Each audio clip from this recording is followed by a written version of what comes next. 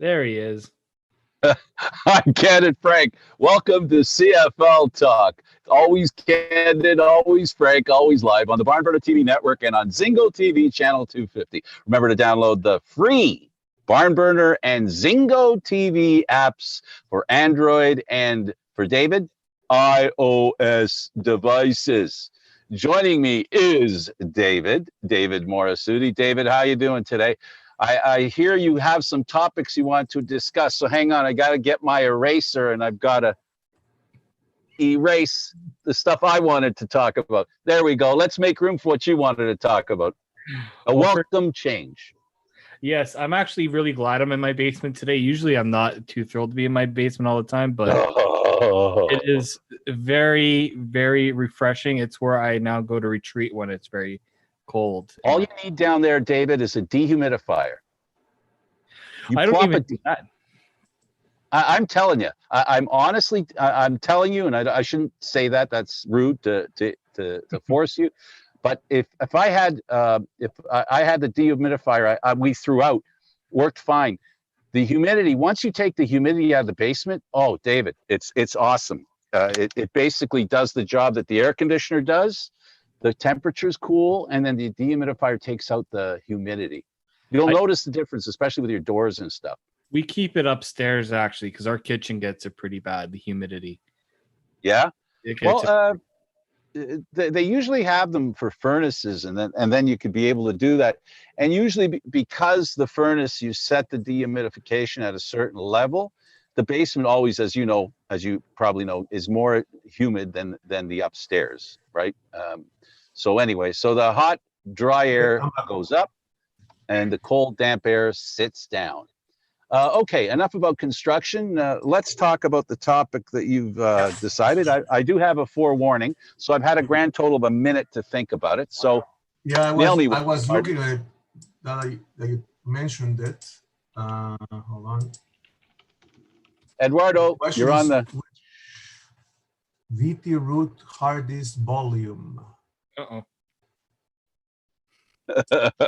on. I have to call Eduardo to tell him that his mic has to go off. Delete file. See. And this and this. Okay.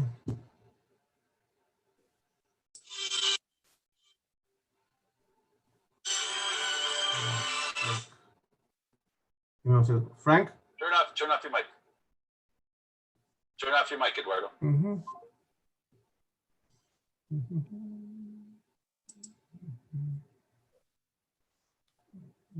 Okay, there you go, David. I apologize. Believe it or not, Eduardo works too hard. He's doing 2 shows at once. Go ahead. No, he does work way too hard. Hopefully, he doesn't. I think we'll be good. No, so yeah, there was one thing I did want to bring up because I looked at and I saw this idea brought up on another podcast, actually the Waggle podcast, the CFL podcast, and then 3 Down Nation also wrote an article about it, and I thought it was a very interesting idea in that how can we make the CFL, how can we improve the product in a way? Ideas from you try to bring it from other leagues, or just not even improve the CFL, just improve an aspect that a lot of fans have mentioned has been an issue for them. And one is how much turnover there is on a team. One of them, especially being, you see how many players leave free agency after their initial deal with the team. Some guys, yes, they'll stick around with the teams that draft them, but for a good part of it, you see guys decide, okay, I did my couple of years in one city. Now I want to either go back home or I want to go. Like we just saw one, Nikas Onyek, I believe that's how you say his name. He decided he didn't want to play with the Argos anymore, and he wanted to go to Saskatchewan. He asked to be released and moved over, which is fine. I mean, he asked for his release. The team granted it. It was for reasons that he specified and he made clear, and I have no problem with that. But people are talking. And the reasons were? He wanted to be in I think he preferred to be in a more of a football market, a market. Oh, okay. and I think he also noticed, the Argos made a lot of additions to the linebacker position, which I think for him, he read the tea leaves. Yeah, he wanted a better position, but he also wanted to play in Saskatchewan just because that's probably one of the better markets in the CFL to get your name out there, and a good team as well.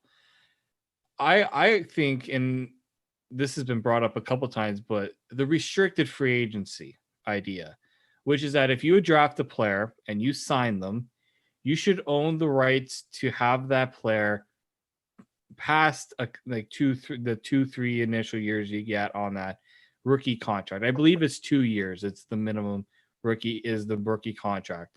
So in essence, like the NHL, NFL does this too. MLB is probably the leader in all this because, player rights, as they call, our service time is quite a bit. But this essentially keeps a player for a minimum, if they're a restricted free agent, for about 5 years with the team, where the team owns the rights. And let's say somebody wanted, now he just was drafted by the Argos. Let's say Dejan Brissett became a restricted free agent, and Hamilton wanted to sign him. Well, Hamilton can make him an offer, but the Argos get every right to match it. Or if Dejan Brissett were to sign with the Tiger Cats and the Argos decide it's not worth for us to keep him, then the Argos would get compensation based on the contract amount that's set. And that's the same for every sport, not just the NHL. I like that idea in that, does it not only promote teams to guarantee to have a player for longer than 2 years? Because somebody brought this up, like, if you want to buy a jersey of a player, let's say you're an Edmonton fan, really the majority of the people are probably going to be buying Trevor Harris jerseys. You're not really going to be buying any other jerseys because those guys within 1 to 2 years are gone. And that's an issue, I think, with the CFL when it comes to merchandising, trying to get the right merchandise that you want to buy. If you want to buy a jersey, you're most likely buying a jersey of a player who's been there a long time or did really good things and left. And like a Ricky Ray, an SJ Green, like Bill Levi Mitchell, he's still in Calgary, but he's one. Like Mike Riley. Like if you're a Tiger Cats, how many Tiger Cats fans have a Zach Collaros jersey? He was only there for a few years and then he left. What about Manziel? Well, that one's a good one because Hamilton actually they actually allowed fans to get their jerseys changed when he left because he was only there for so long. But right. I think, and they traded him. Exactly, and they traded him. Like if you're an Alouettes fan, are you comfortable getting a Vernon Adams Jr. jersey right now? How many Argos fans bought James Wilder Jr. jerseys? Or like, absolutely. It's one thing. I understand that,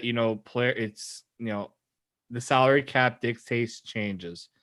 That's why I think, you have to have some sort of cost set or just an ability for teams to keep their players a little bit longer because, this is something that has hampered a lot of teams because there's been so much turnover. Guys decide, I don't want to be there anymore and I want to go somewhere else. Or it doesn't even really give teams a chance. They get the guy for 1 year, then he's gone. It doesn't give you a chance to really accomplish what you want to do, right? And look, it's not just the players thing. I think it's also the teams need to do a better job of maybe giving a little more commitment to players as well. I mean, Chandler Worthy, I think, signed a 3-year deal with the Argos. 3 years is very unheard of in the CFL if you're not a quarterback. If you're a receiver getting a 3-year deal, like you have to be either really, really young and good or just a really, really good receiver. And I think teams need to send a message. The league needs to send more of a message to the fans that we care about having guys around more than 1 year. We want teams to have the ability to grow, to market their teams with these players. If you look at Blue Bombers fans, actually, this was probably the best one. Willie Jefferson. he wasn't drafted. He's a free agent. But wouldn't you like if the Tiger Cats could put a tag on him like in the NFL? You want to keep him around and you're not sure what to pay him, and you set a franchise tag and say, we're going to pay you a guaranteed salary of this much and we get to keep you. And then that way you don't have to deal with the haggling over contract stuff. But I feel like the CFL should try to do what it can to to incentivize players to stick around with teams longer than a year, both on the player side and on the team side. It's a side that both of them have to come together with this. All right. Restricted free agency.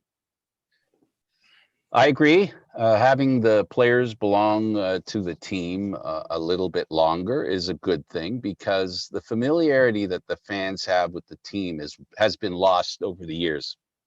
It's been very difficult for the fans to grow accustomed to the players they have.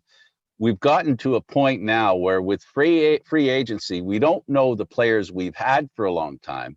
Now the familiar players are the players that are free agents that come to teams. Everywhere Willie Jefferson has been the past few years has been a place where the fans have been able to appreciate his talent, and he has a history, one that normally is against their team, but now he's on their team. So there's that familiarity which didn't exist before.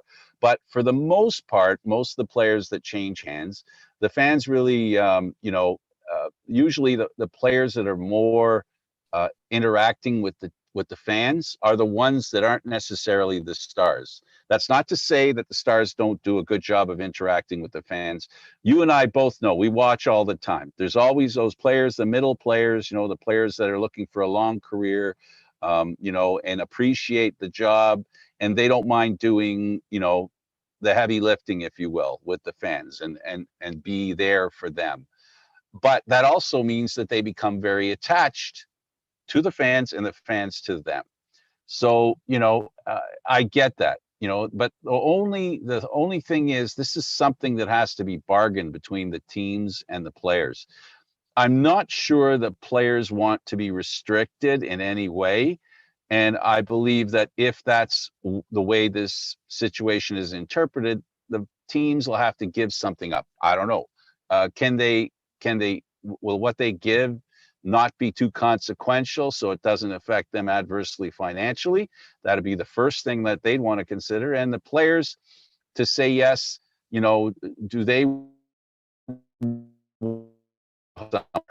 overall, I think you're a player and you're voting, there is an upside for the players. There's something that keeps you somewhere. In other words, remember we talked about Onyeka. You just mentioned Onyeka, who probably left to be on a better team, and wanted a change and didn't think he had a place in Toronto. It restricted free agency will also help keep people into places, and there'll be less turnover. And I think there are enough players when it comes time to vote for something like that. If someone says, you don't have to leave every year and go somewhere else. We can create a system where you can have some stability. You can set your family up in a town and not have to move. The overall lack of movement, I think, is beneficial for the players, except for when the players want to go, when they feel that they don't want to be somewhere, or the teams don't want them somewhere. But this would be a little magnet, hopefully, from your perspective on the positive side, to keep No.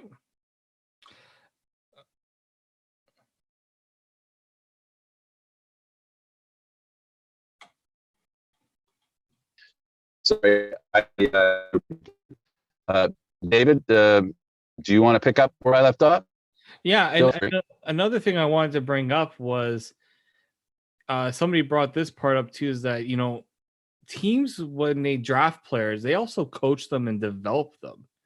So the last thing you want to see if you're a team, right, and we're trying to think of a way that we can make this beneficial for teams, is that you don't let a player that you just get invested a lot of time and coaching to just go and play for another team, right? And if you look at the Argos, they're right.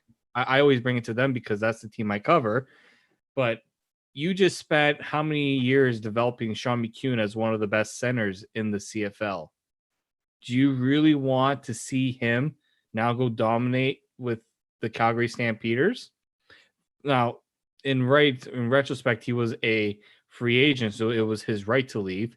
But if you're the Argos, wouldn't you want to try to keep him around because you drafted and developed him to become a cornerstone part of your team? He's not a star player, but he is a very important and integral player. If you look at Calgary, Duan Breskison, do you want to see him go to the Argos after you've drafted and developed him as a premier receiver? That's the thing also I think teams need to realize. And if you're trying to think of what can the teams give the players as an incentive to owning the rights, well, arbitration is one of them.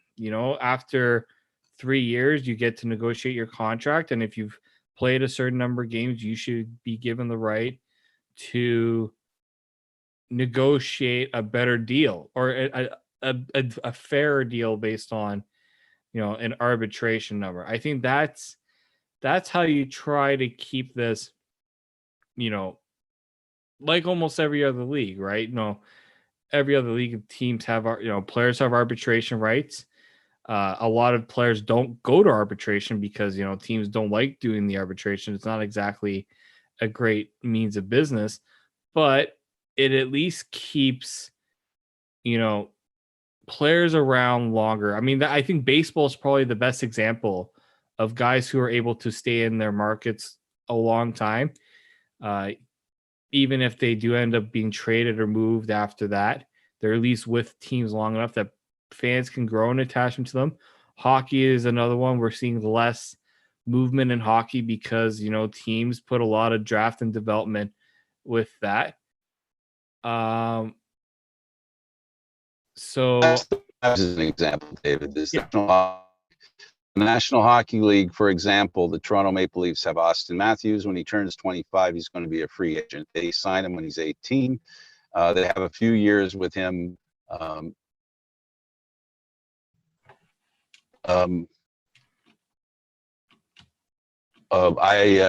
Eduardo, did you want? Do you understand why he's asking the question? I'm getting booted. I'm having problems here.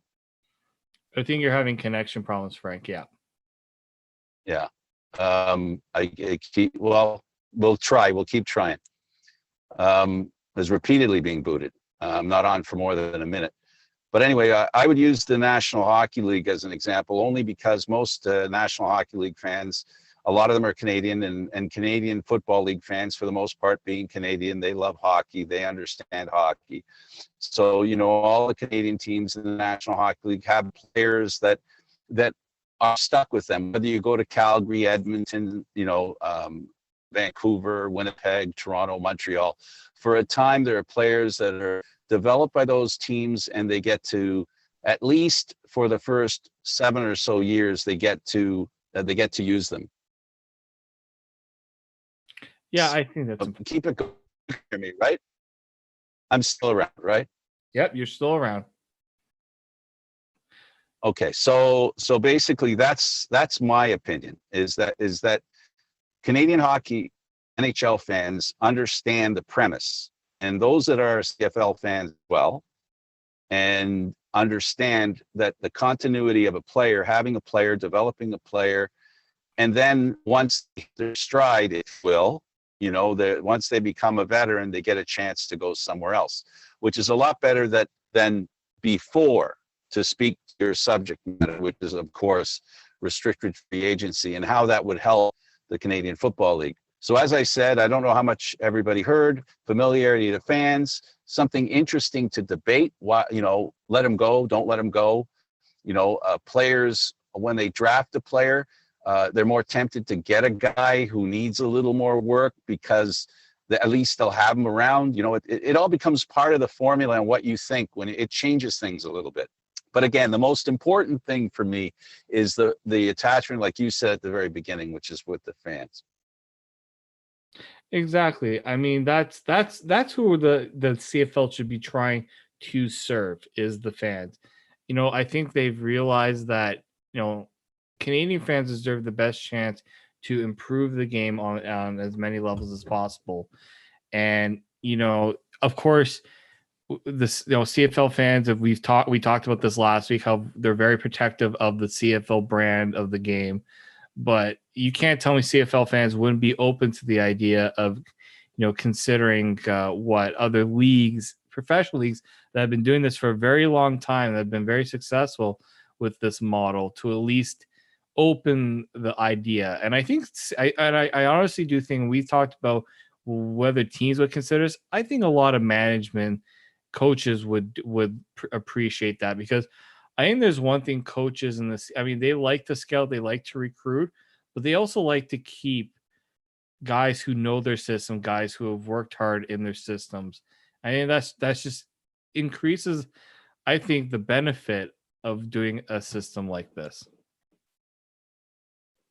Yeah, absolutely, and that's something that's worthwhile. We all want to see things be continuous. All right, let's talk about some players. You talked about Onyeka. I noticed that there